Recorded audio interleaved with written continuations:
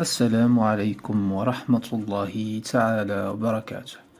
في خبر جديد، أصدر المرصد الإسباني لمناهضة العنصرية وكراهية الأجانب أوبيراكس تقريرا عن لاعبي كرة القدم والفرق الأكثر تعرضا لجرائم الكراهية على وسائل التواصل الاجتماعي في إسبانيا.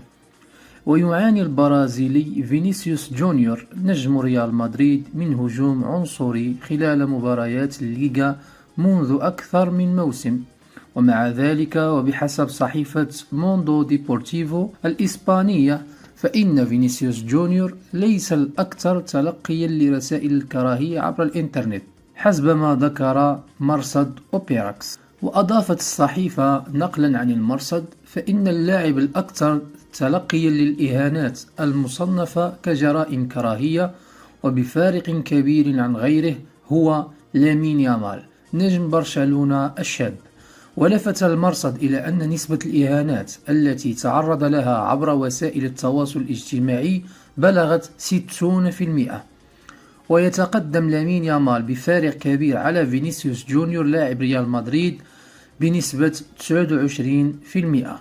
ويأتي خلفهما بفارق كبير الفرنسي كيليان مبابي مهاجم ريال مدريد ب3%.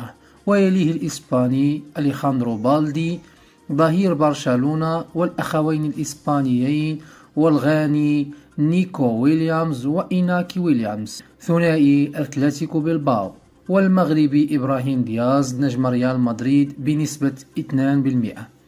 وفي الوقت ذاته يتصدر ريال مدريد قائمة الأندية الأكثر تعرضا للكراهية على مواقع التواصل الاجتماعي بنسبة 34%.